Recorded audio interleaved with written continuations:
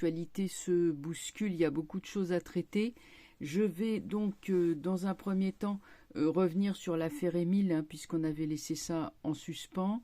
Donc, conclusion temporaire, j'ai bien dit, hein, très, très temporaire. Les 4 suspects de la famille, hein, le grand-père, la grand-mère et 2 de leurs enfants, étaient en garde à vue. Ils ont été relâchés, donc ce qui ne signifie pas qu'ils sont innocents, évidemment, mais simplement on n'a pas réussi à les coincer. C'est plutôt comme ça que je le verrais. Et donc, tout de même, il y a eu une prolongation de garde à vue, donc c'est quand même pas rien. J'explique. Alors moi, j'attribue cela. Alors donc, qu'est-ce qui s'est passé? Le grand-père, il n'a pas desserré les dents, il a rien dit. Bon, la grand-mère, etc. J'attribue le fait que, en fait, bon, d'abord, c'est une garde à vue qui vient 2 ans après, donc c'est vrai que la famille a eu le temps de se concerter. Et ensuite, ce sont des gens qui vivent en vase clos, hein, c'est-à-dire que c'est une famille où ils sont dans les prières, hein, tout le temps. Ce sont des gens extrêmement croyants et la prière, c'est une force. Donc c'est sûr que bon, si tu es enfermé dans une cellule de garde à vue, aussi désagréable soit-elle, ce sont des gens qui sont sur la forte influence de Neptune. Neptune, hein, qui est le dieu, donc c'est un dieu grec, et en astrologie, ça signe tout ce qui est, ça signe beaucoup de choses, mais notamment c'est quand même le spirituel, et donc si vous mettez un Neptunien comme ça dans une cellule, bon, je veux dire, Neptune régit les prisons, les hôpitaux, les cimetières, la mer, les laboratoires, enfin tout ce qui est en dehors du monde, tout ce qui ne fait pas partie du monde.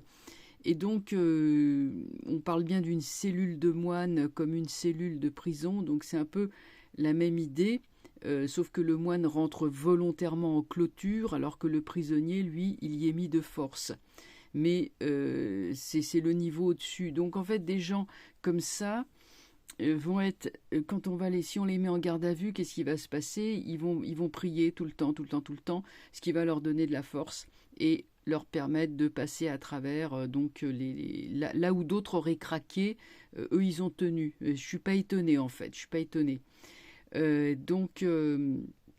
Voilà ce que ça m'inspire comme réflexion. Alors avant toute chose, hein, je rappelle Margot Velasquez Tarot, vidéo. Alors donc on le voit pas bien. Attends, je vais un peu le monter. Là, Margot Velasquez Tarot, vidéo diffusée uniquement sur YouTube. Si vous voyez mes vidéos sur d'autres plateformes, TikTok, Instagram ou d'autres, ce n'est pas moi. C'est de l'usurpation d'identité. Dénoncez ces pirates. Moi, je ne publierai jamais sous un espèce de pseudo de fantaisie, je sais pas moi, Turlututu, Pimprenel ou je ne sais quoi. Ça sera toujours sous le nom Margot Velasquez. Voilà, donc Margot Velasquez Tarot, n'est-ce pas? Là, je recadre. Vidéo diffusée uniquement sur YouTube. Je voulais aussi vous prévenir, j'ai fait une très petite vidéo qu'on appelle un short, donc tout le monde ne l'a pas vu.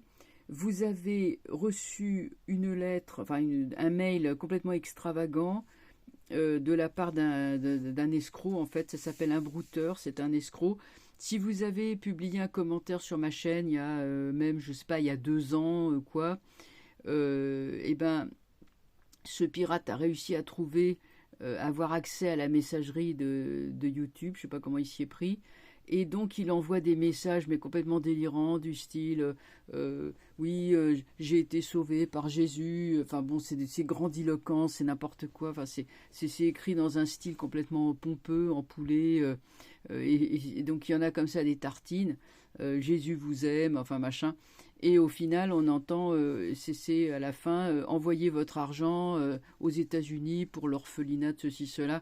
Évidemment, n'envoyez aucun argent. Ce n'est pas moi qui vous le demande, évidemment. C'est un escroc. Moi, je n'ai rien à voir dans tout ça. YouTube est prévenu, évidemment, il y a eu des signalements en masse. Il fait le coup à tout le monde, hein. Tous. Une bonne partie des voyants ont été aussi victimes sur la chaîne, ont été aussi victimes de cet escroc. Voilà, donc on a fait le nécessaire auprès de YouTube qui certainement doit sécuriser sa messagerie. Enfin bon, il doit y avoir une faille, comme ils disent, je sais pas. En tout cas, voilà, si vous continuez à recevoir des mails de ce type, donc c'est toujours le même style complètement débile qui me ressemble pas du tout. Voilà. Ce n'est pas moi là aussi. Là, tous les rats sont sortis en ce moment, toutes ces usurpateurs, c'est vraiment, mais je sais pas, que ce soit en haut comme en bas, c'est vraiment n'importe quoi, c'est le chaos le plus complet. Voilà, il y a tous les minables qui se manifestent pour essayer de plagier, pour essayer de se... C'est vraiment... C'est les rats qui sortent des égouts, voilà, on peut pas dire autre chose. Et je pense que tous ceux qui font ça ne valent pas plus cher que des rats. Voilà. Qu'on appelle maintenant des surmulots. Je peux pas trouver les rats sympathiques. Alors je vais dire ouais, les rats, c'est pas sympathique, ça bouffe tout. Non, c'est franchement là vraiment. Bref. Alors on continue. Donc je reprends l'affaire Émile. Donc conclusion temporaire. Moi j'avais vu que de toute façon ça menait sur une culpabilité, mais que j'avais dit, hein, il se pouvait qu'il soit relâché, mais par derrière. Ça sera remis ça sera remis sur la table, cette histoire. On a vu la force, hein, de la force qu'ils ont, cette famille où la grand-mère, elle a fait la classe à ses enfants, hein. Donc c'est une famille qui vit complètement en vase clos, qui est une sorte de mini-patrie en quelque sorte. Donc bien sûr, alors au-delà des polémiques, qui soient on sait que ce sont des cathos traditionnalistes, certains vont les défendre donc sur certaines chaînes de télé ou certains médias, on va les défendre parce que voilà, c'est des cathos traditionnels et ils sont intouchables. Enfin, moi je rentre pas là-dedans. À contrario, vous avez sur certaines chaînes, je sais pas. De télé, surtout mainstream, où on tape beaucoup, on espère beaucoup que ce soit le grand-père, parce que, oui, justement parce qu'ils sont très croyants et tout. Donc là, on est en train de glisser dans la polémique, voilà, on prend parti pour l'un ou pour l'autre en fonction des opinions et des croyances religieuses et politiques. Bon, moi je me mêle pas de tout ça, ça ne me regarde pas, ils font ce qu'ils veulent, ils suivent la religion qu'ils veulent, ou pas de religion du tout. Pour moi, je fais mes cartes là-dessus et c'est tout. C'est un cas hors norme, de toute façon. Alors, on va regarder, est-ce que le risque c'est que ça fasse une nouvelle affaire Grégory? Parce que, vous savez, c'est toujours... Les affaires comme ça non élucidées, il y a toujours une famille. Et ça se passe toujours à la campagne. Que ce soit l'affaire Grégory, c'est une famille. C'est tombé vraiment dans les secrets, les oubliettes de la famille. Dans les années 50, il y a eu l'affaire Dominici, où là, ils ont rendu les gens fous. La famille Dominici, ils ont rendu le commissaire Cellière qui s'occupait de ça à moitié fou, à moitié fou, j'exagère, mais c'était ah oui, c'est lui, non, c'est moi qui l'ai fait, ah non, c'est pas toi, c'est moi. Enfin bon, voilà. Donc comment voulez-vous qu'ils fassent? Ils avaient finalement fini par inculper Gaston Dominici, mais bon, il en avait pas, vous voyez, on savait pas trop. Ils ont fini par le gracier, c'était en 60. Ouais, c'est ça. Et l'affaire s'est passée en 52. Donc vous voyez un petit peu les omertas, les omertas familiales. Alors, on va regarder, est-ce qu'on est parti, ça fait quand même 2 ans que ça dure cette affaire, est-ce qu'on est parti sur une nouvelle affaire Grégory?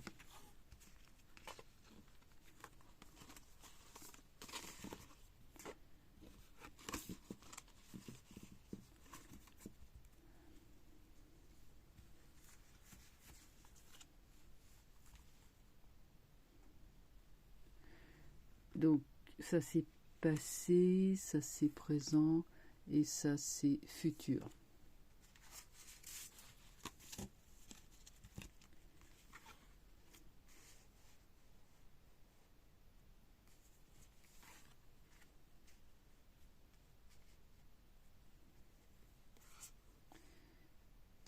Alors, le passé nous montre quelqu'un qui a paniqué, le mat. Voilà un homme qui a paniqué, un homme, moi je vois un homme, hein, qui a paniqué. Et pourquoi a-t-il paniqué? Parce qu'il y a eu ce décès qui est arrivé. C'est alors accidentel peut-être, je sais pas, mais il y a quelqu'un qui a paniqué. Moi je reste persuadée, c'est vraiment le truc qui me parle le plus, c'est que l'assassin, le tueur, enfin le responsable du décès, en tout cas voilà, on va dire ça comme ça, le responsable du décès d'Émile a commis une erreur en sortant les éléments macabres pour les mettre sur le chemin, etc., pour qu'on les trouve. Et effectivement, moi quand ils ont dit oh, on a trouvé des os, etc., moi j'ai tout de suite pensé mise en scène.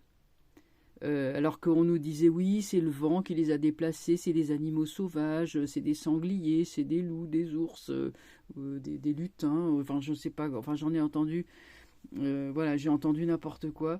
Et donc en fait, le mat, c'est bien la personne par le passé, donc une personne par le passé a paniqué et a été dissimulé quelque chose, hein. On voit vraiment la fuite, c'est quelqu'un qui part avec un paquet et qui court le dissimuler, et c'est une personne qui a déjà eu des problèmes par le passé, le mat, d'accord. Alors le présent, l'empereur, voilà, l'empereur représente le patriarche. Le patriarche pour l'instant a repris le contrôle de la situation, il a repris le contrôle sur sa famille, donc là pour l'instant on arrive à une sorte de palier. Et le futur, j'ai l'ermite renversé. L'enquête, alors c'est là, ouais, si ça nous fait comme l'affaire Grégory, je pense que ça sera long et compliqué avant d'arriver à une inculpation. Et c'est comme pour l'affaire Grégory, il y a des fortes présomptions. Mais pour l'instant, ce qu'il voulait, moi ce que je ressens aussi, ce qu'il voulait, c'était des aveux. C'est ça qu'il voulait. Quand ils étaient en garde à vue, la famille, la police, ils attendaient qu'il fasse des aveux. Et les aveux, il les a pas faits. Et or, en garde à vue, c'est une course contre la montre, parce qu'on est obligé de relâcher le suspect au bout de tant d'heures de garde à vue. C'est pour ça qu'on leur enlève leur montre aussi, entre autres. Voilà, pour pas qu'ils aient l'avantage. Donc, pour pas que la personne sache quand est-ce qu'elle va sortir. Et voilà, alors qu'avec une montre, on peut mesurer le temps. Ah bah oui, tiens, ça fait déjà 4 heures que je suis là, 5 heures, 6 heures, voilà. Donc, voilà, donc l'ermite, l'enquête reprendra, mais il y aura beaucoup de choses, d'obstacles. Alors, on va tout de suite recouvrir le mat.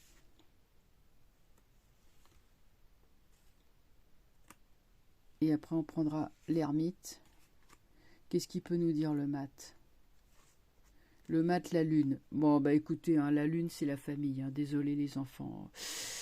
Mais c'est la famille. Hein, moi, j'en démords pas. Je reste sur mon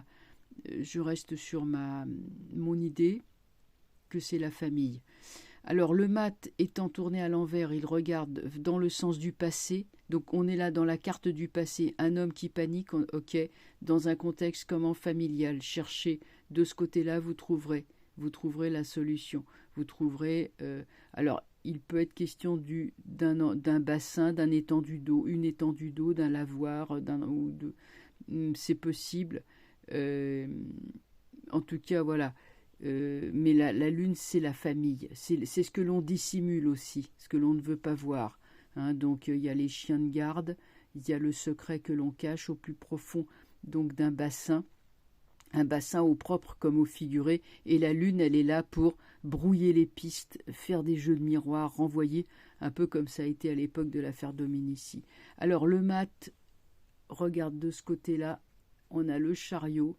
Le chariot peut représenter la violence. Moi, j'avais pensé à un coup de sabot. J'avais vu passer ça. Je dis ouais, c'est pas, mais Une personne a suggéré que l'enfant aurait pu avoir un coup de sabot de la part des chevaux, mais dans ce cas-là, c'était un accident.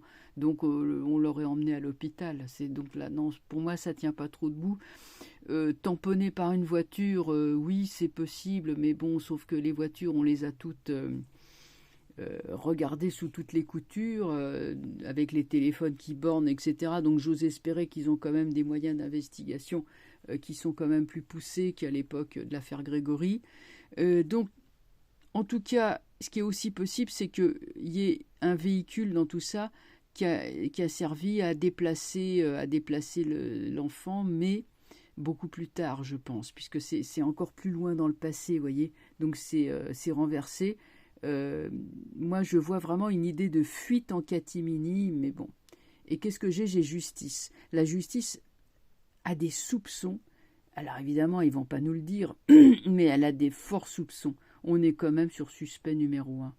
C'est bon, la piste familiale est quand même là, privilégiée. Déjà, personnellement, je vois pas ce que ça peut être d'autre. Ça me paraît difficile de dire que c'est autre chose. Et ensuite,